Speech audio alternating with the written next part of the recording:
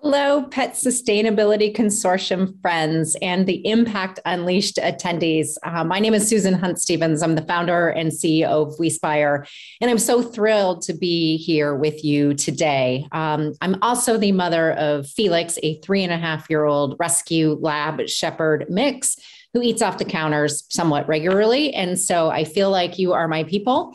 And I'm here to tell you about how you can use the power of engaging employees in your purpose initiatives, whether that's sustainability, social impact, and volunteering, D&I, or well-being, to really transform business outcomes. So I'm going to go ahead and share my screen and walk you through what we have learned while engaging literally hundreds of thousands of employees from the world's largest companies in sustainability initiatives broadly. So first of all, in 2021, we obviously find ourselves in just a very, very different world. I think you all have been very busy based on the number of puppies at the dog park in Newton Center. But what we also know is that all of you are facing pressures to really articulate your purpose and what about you makes you a purpose-driven business. And those pressures are coming from lots of different places. First and foremost, it's just where we are as it relates to things like climate, racial justice and equity, but also the number of dollars that are now being invested within a lens around environment and social and governance, ESG, is 1 out of every 4. That is just totally different than it was 5 years ago. There's also global alignment that really involved the business community for the first time around the UN SDGs.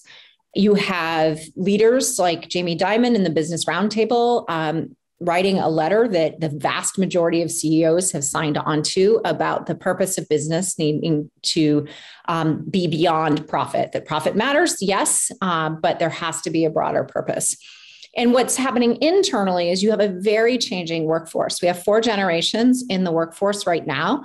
Purpose matters to all generations, but younger employees are asking very, very tough questions of companies when they're making decisions about work. And they want jobs that are aligned to environment and social and D&I. They want companies to be embracing well-being. They want to know that that the companies that they're involved in are giving back to the community. And that's just a table stakes issue now in thinking about work. And then, of course, digital transformation was already happening, but it's been dramatically accelerated with this move to remote work. Now, obviously, some of you are in a retail environment and those folks are in the stores and selling, or you're in distribution centers or warehouses and things like that. And so what it is we all have a hybrid work model now. And so for some, it's in person, for some, it's at home, for some, it's both, depending on the day of the week. But what that means is you just need better and better digital tools to help run everything you are doing. When you step back and rethink and reshape your employees' experience in this context, you dramatically improve your business outcomes. So this is from Gartner's research around the employee experience. And what they find is that when employees feel like their experience is beyond satisfactory, they're more likely to stay, they're more likely to work hard, and they're more likely to be a high performer. And those businesses who have highly engaged employees and with a strong satisfaction around employee experience are much more likely to meet your organizational and customer satisfaction goals. Significantly, 89% more likely to meet your innovation goals, and 56% more likely to reach your reputation goals. So this helps your employees and this helps your business. So how and why does purpose tie into the employee experience? So this is data that Wespire has captured from our 9th annual State of Employee Engagement survey. So we've been monitoring these trends for over 9 years. And what we've been able to see is that when employees participate in pro-social programs, you see a 23% improvement in their mental health, their physical health, and their performance. And 93% of employees who believe that they're making a positive impact in the world through the work they do are likely to stay with their company. And that compares, it's almost 40 percentage points higher than what employees who do not feel that way would say. And so your purpose and impact programs are actually the key right now to surviving the Great Resignation. These things make a huge difference. Now, what we've heard is, well, but employees are so overwhelmed. They've got kids at home. They're worried about being sick. They're dealing with masks and the public and all of this. Are you sure they have time and are interested in participating in these programs right now? And in fact, interest has jumped in these programs. So if anything, people are more interested in participating in your pro-social programs. So why, when you engage them in your pro-socials, what are you going to see? What are you going to see? So part of it is 76% of employees are actually looking at your environmental and social commitments and the programs that back those up when deciding where to work. So you're going to see that it gets easier to hire people.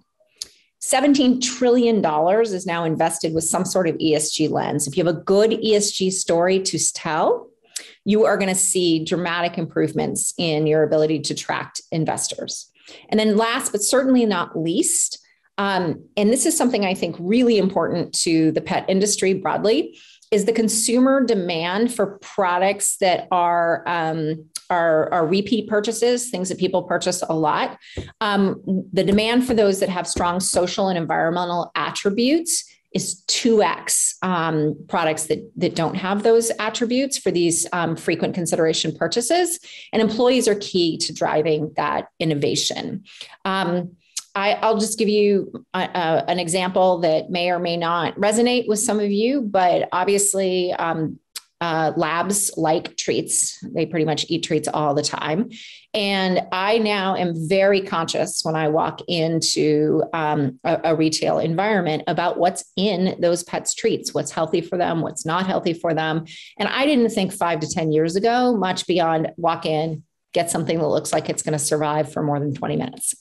And now it's like, okay, well, what is in this? And what actually is a rawhide alternative? And what are they alternating it with? So people are thinking much more about these attributes, and it's really influencing purchases. So what kinds of programs are employees looking for you to have? Well, the most popular, most desired program are well-being programs. It's also the most popular program that's being offered, relatively speaking, but it's the highest demand. And then there's pretty much close to a tie between volunteering, giving slightly ahead, and D&I. But the gaps are bigger. A lot of employees are looking for volunteering, and companies don't have them. But interestingly enough, the biggest gap is in sustainability. And so 30% of employees are saying they want to participate in a sustainability engagement initiative, but the most don't have access to a program. We see this number growing. It's much higher among young people than it is the broader population, but it's growing fast. And so that's kind of the well-being. If you don't have a well-being program, definitely that would be the place I would start. But employees very much are looking for strong opportunities in D&I, volunteering, sustainability, and charitable giving across the board. So how do you do this in a way that makes sense? My biggest piece of advice is to remember that these categories have a ton of intersection, and to treat them as siloed programs and have well-being over here and volunteering and giving perhaps over in your philanthropy unit, and having sustainability be in your supply chain. As it relates to employee engagement, you need to bring these together. Because when you bring them together, you can get magic in terms of participation rates and impact rates. You can get your ERGs starting to be much more strategic and aligned around volunteering and giving, and back up your volunteering and giving efforts. You can get well-being initiatives that are tied into environment. You can tie climate into racial justice and equity and talk about climate justice. And so approaching these programs in a much more integrated way is the first step. The next thing that you definitely want to be doing is be thinking not just around your employees. That's where you want to start. I would tell you it might be the most important place to start, because if you go outside and you haven't turned every employee into an ambassador, that can backfire. We've certainly seen that happen at some of the companies we work with. But once you are doing a really good job with employee engagement, start thinking about everybody within what I'm going to call your value chain. So how do you get your suppliers engaged into your opportunities? How do you get your customers engaged into your opportunities? Because when you can bring in your suppliers and your customers and others into your efforts, it's really, really transformational. So transformational, in fact, that we actually put together an engagement maturity model. We have a quiz on our website that you can answer to a bunch of questions to figure out where you actually are in your engagement maturity around ESG. So are you just getting started and kind of limited? There's a lot of grassroots, one-off programs. You don't have a clear sense of ownership around it. There's people who are engaged, but it's not the broad swath of the population. Or have you made some progress and you've got people who are meeting regularly? You've got goals set. There's people who own the programs, but they're hasn't really been brought together. You're operating in a very programmatic, siloed approach. Or have you reached transformational? All ESG programs are integrated and ties to roles.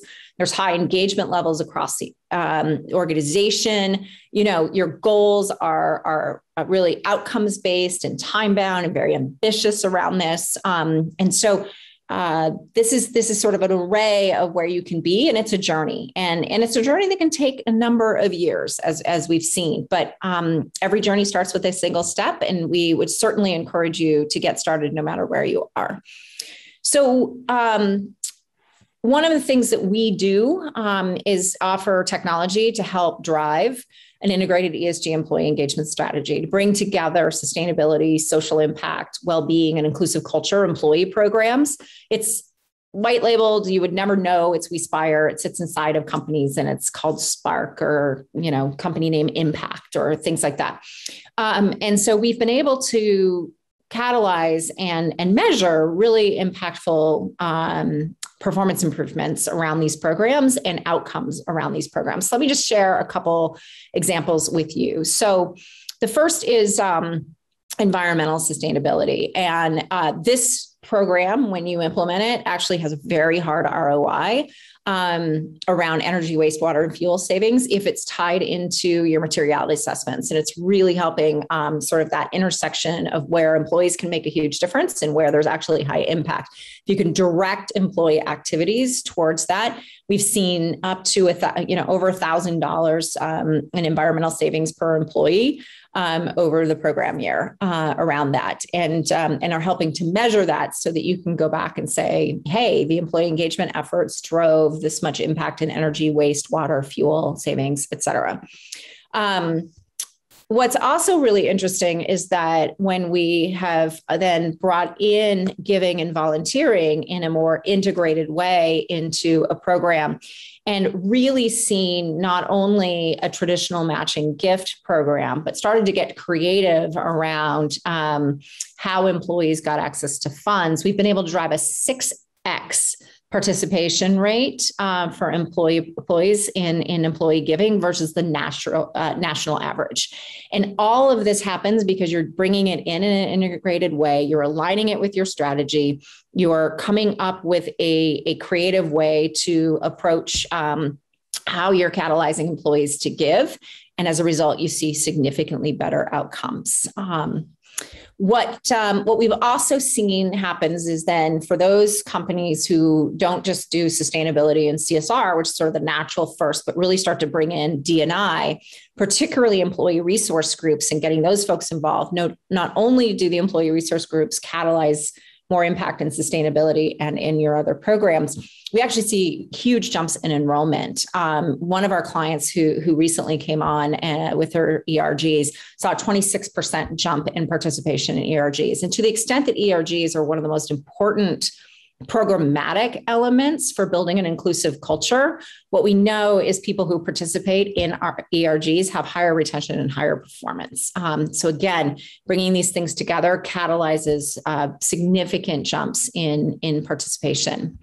And then Last but not certainly not least, one of the big challenges that we've faced from a number of clients is how do we get people to volunteer in this world where not everybody's in person, and how do we make this happen? And so we've pioneered with our clients a lot of really interesting new volunteering models that actually I think have a strong opportunity to be impactful way beyond the pandemic time. So we managed to get about 85% of volunteers moved over into virtual events for our customers. But the virtual events looked very, very different. Some of them had a component of in-person, where some people were in person and some people were virtual. Others had things where there was a physical element to it. So, for example, in one case, they did a company-wide tree planting, but various trees were sent out to employees based on their locations and their zone and things like that. And then there was a virtual event where everybody came together and planted their trees, and they could show people the trees you were planting on your phone, Zoom, and things like that. And it was a combination of an in-person thing that was happening, but instead of people coming together and planting trees in one place, the trees were sent to folks and they planted there. So lots of creativity. Another client who really wanted virtual volunteering in urban communities that were very, very tied to their brands. We went and sourced those activities for them and found ways for them to be able to plug in. And it was really, really impactful.